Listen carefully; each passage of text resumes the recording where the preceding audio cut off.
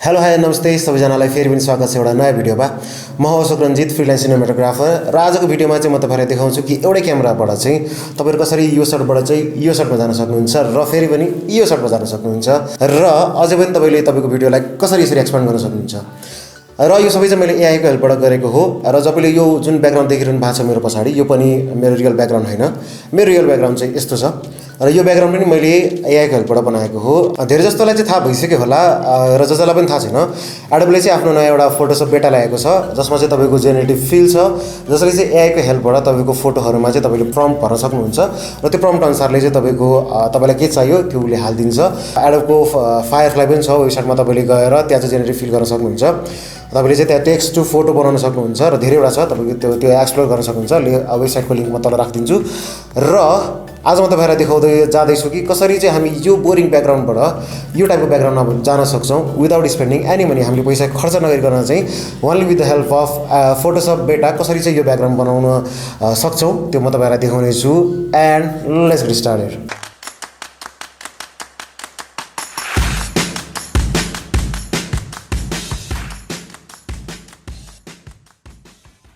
Okay अब तपाईले video shoot गर्नु भइसकेपछि चाहिँ तपाईको भिडियोलाई चाहिँ तपाईले तपाईको एडिटिङ सफ्टवेयरमा ल्याउन पर्ने हुन्छ।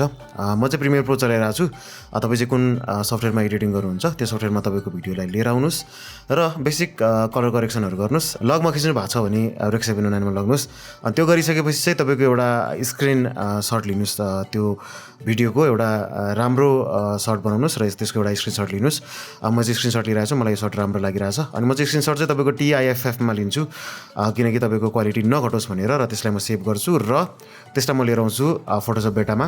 अनि फोटोशप बेटामा ल्याइसकेपछि चाहिँ अब तपाईले यसमा अब हामी जेनेरेटिभ फिल गर्छौं। जेनेरेटिभ फिल गरेर चाहिँ यसमा एआईबाट चाहिँ हामी सकेसम्म राम्रो ब्याकग्राउन्ड क्रिएट गर्छु र त्यसको लागि चाहिँ म सबभन्दा पहिला चाहिँ तपाईको यो क्यानभासलाई चाहिँ इन्क्रिज गर्न जाँदैछु। फोटो साइजलाई इन्क्रिज गर्छु। म चाहिँ यो तपाईको क्रप टुल लिएर एक्सपान्ड गरेर हुन्छु। तपाईहरुले चाहिँ इमेजमा गएर तपाईको क्यानभास साइजमा गएर डिफल्ट क्यानभास साइज तपाईलाई कुनै हाल्न मन पर्छ भने त्यो हाल्न सक्नुहुन्छ। म चाहिँ यो यसरी नै गरेर हुन्छु। क्रप टुल लिएर आउँछु र तपाईको मेरो इमेजलाई चाहिँ म सेन्टरमा राख्छु। अनि त्यसपछि मलाई यो पछि चाहिँ म तपाईको प्रिमियर प्रोमा गएर चाहिँ तपाईको स्केल टु साइज गर्छु र त्यसलाई मिलाएर त्यसमा स्केल गरेर हुन्छु। यो चाहिँ म गर्छु तपाईहरु आफ्नो तरिकाले गर्न सक्नुहुन्छ। र त्यसपछि चाहिँ अब हाम्रो एउटा बेसिक क्यानभास रेडी भइसकेपछि चाहिँ अब म चाहिँ यसलाई सेलेक्ट गर्ने काम गर्छु र सेलेक्ट गरेर चाहिँ यसको चाहिँ तपाईको इन्भर्स सेलेक्सन गरिदिन्छु कन्ट्रोल शिफ्ट आई थिचेर। अब त्यसपछि चाहिँ म जेनेरेटिभ फिल गर्छु र प्रम्प्ट एउटा टाइप गर्छु। अहिले चाहिँ मैले यसमा प्रम्प्ट टाइप गर्दै छु गेमिङ रुम सेटअप भनेर चाहिँ एउटा प्रम्प्ट टाइप गर्दै छु र त्यहाँबाट चाहिँ म नियन लाइटहरुको लागि पनि प्रम्प्ट टाइप गर्दै छु हैन। अनि त्यसपछि चाहिँ के दिन्छ यसले हेर्छु र त्यो अनुसारले चाहिँ म सेलेक्ट गर्दै जान्छु। अनि कुन मलाई फिजिबल लाग्छ त्यसमा चाहिँ म त्यसलाई बेस बनाएर चाहिँ त्यसमा काम गर्न थाल्छु है त। ओके दिन थालिसकेको छ। यो चाहिँ ठिकै छ यो पनि ठिकै छ तर अझै एकचोटि म फेरि जेनेरेट गर्छु। अझै लेट्स सी अझै के बेस्ट अप्सन दिन्छ कि यसले हैन। ओके यो पनि गुड यो पनि ठिकै छ बट अझै मलाई चाहिँ अझै राम्रो चाहिरहेछ हैन। ओके दिस लुक्स गुड हैन। मलाई चाहिएको यस्तै टाइपको हो हैन। अब यसमा म लेफ्ट साइडमा झ्याल हाल्छु चाँडै। अनि त्यसपछि यो पनि ठिकै छ केही छैन यो पनि ठिकै छ तर मलाई चाहिँ यही मन परिरहेछ। ओके अब मलाई चाहिँ यही मन परिरहेछ र म यसलाई अब बेस बनाउँछु। अब सबभन्दा पहिला चाहिँ म अब यो तपाईको यो देख्न सक्नुहुन्छ मेरो खुट्टा देखिरहेछ त्यो खुट्टा चाहिँ देखिनु हुँदैन हैन किनकि मेरो खुट्टा त्यति सानो छैन। यो चाहिँ यो एउटा चाहिँ यसको लिमिटेसन पनि हो हैन बडी पार्ट्सहरु क्रिएट गर्न सक्दैन। त्यही भएर म चाहिँ यो तपाईको टेबलै क्रिएट गर्न जाँदैछु। वुडन ब्लक भनेर लेखिदिएको छु। यसबाट म वुडन ब्लक छान्छु यो राम्रो छ। ओके अब यसलाई पनि मैले लिएँ र अब फेरि म क्यानभास साइजलाई चाहिँ इन्क्रिज गर्छु हैन। फेरि आइको जस्तै प्रोसेस सुरु गर्छु र फेरि जेनेरेटिभ फिल गर्छु। अब चाहिँ मैले प्रम्प्ट हालिरहनु पर्दैन किनकि तपाईको एउटा क्यानभास क्रिएट गरेर चाहिँ प्रम्प्ट हालिरहनु पर्दैन किनकि अब जेनेरेटिभ फिल गरेपछि एआईले आफैले काम गर्छ। अहिलेसम्मको लागि चाहिँ एकदम राम्रो छ। म सिलिङहरु पनि थप्दै छु हैन। मलाई चाहिँ सिलिङहरु चाहिरहेछ व्हाइट सिलिङ चाहिरहेछ म त्यसमा व्हाइट सिलिङ राख्छु हैन। लेट्स सी अप्सनहरु आइरहेछ दिस लुक्स गुड हैन। अब म यो चाहिँ इमेज क्लिनअपहरु पनि गर्दै छु। त्यो चाहिँ अब म भर्दै छु त्यहाँ अब मलाई पछाडी केही चाहिरहेछ हैन। यसमा चाहिँ म वुडन सेल्फहरु राख्न खोजिरहेको छु। ओके यो राम्रो छ। अब चाहिँ म प्लान्ट्सहरु राख्दिन्छु यसमा क्यामेरा राख्न खोजेको थिएँ, क्यामेरा चाहिँ अलिकति राम्रो क्रिएट गरेन। यता चाहिँ म क्यामेरा सेल्फ एउटा क्रिएट गर्न खोजिरहेको छु। लेट्स सी, यसले चाहिँ बेला बेला तपाईँको अर्कै रिजल्ट पनि दिइरहेको हुन्छ। पेसेन्स लेभल चाहिँ तपाईँको चाहिन्छ र तपाईँले चाहिँ कुर्नुपर्ने हुन्छ होइन। तपाईँको सबै एकदम कुरेर म चाहिँ अब सबै रिफिल गर्दैछु, फास्ट फरवर्ड गरिदिन्छु म यो चाहिँ।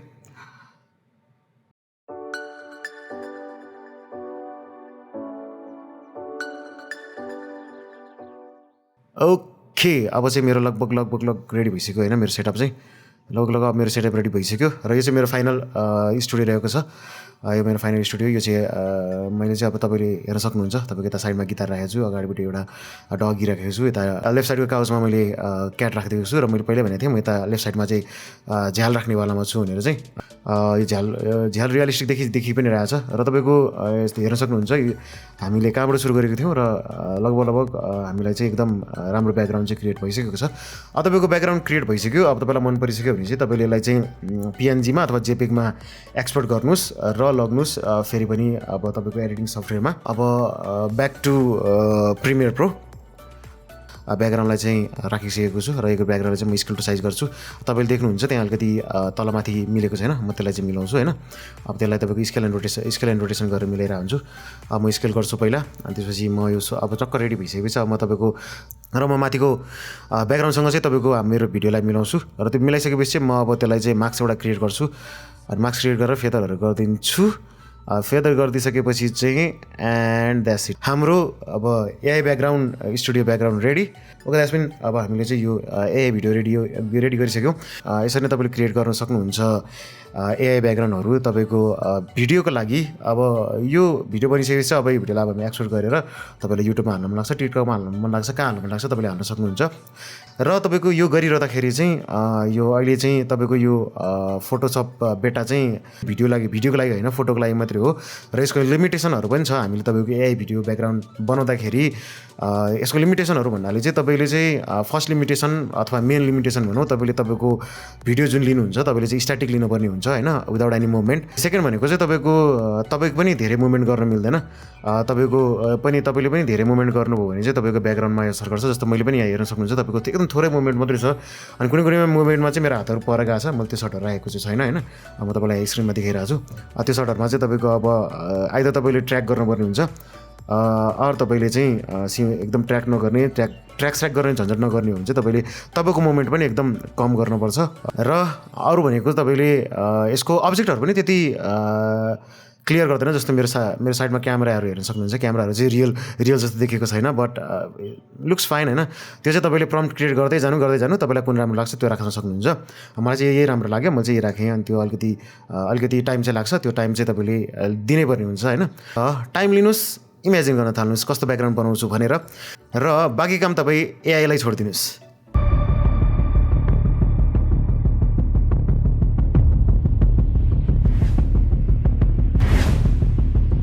मलाई लाग्छ कि यो भिडियोले चाहिँ तपाईँलाई केही नभए पनि शान्ति नै हेल्प गरेको छ। यदि तपाईँलाई हेल्प गरेको छ र यो भिडियो एकदम मन परेको छ भने चाहिँ लाइक बटन दबाइदिनु होला। र तपाईँहरूलाई यस्तो भिडियो हेर्न मन छ भोलि पर्सि भने पनि यो मेरो च्यानललाई चाहिँ सब्सक्राइब गरिदिनु होला। र यस्तो भिडियो चाहिँ म फेरि पनि लिएर आउने छु। र त्यही भन्दै आजको लागि भने चाहिँ म यो भिडियो इन्ड गर्न चाहन्छु। हस्त नमस्ते एन्ड गुड बाई।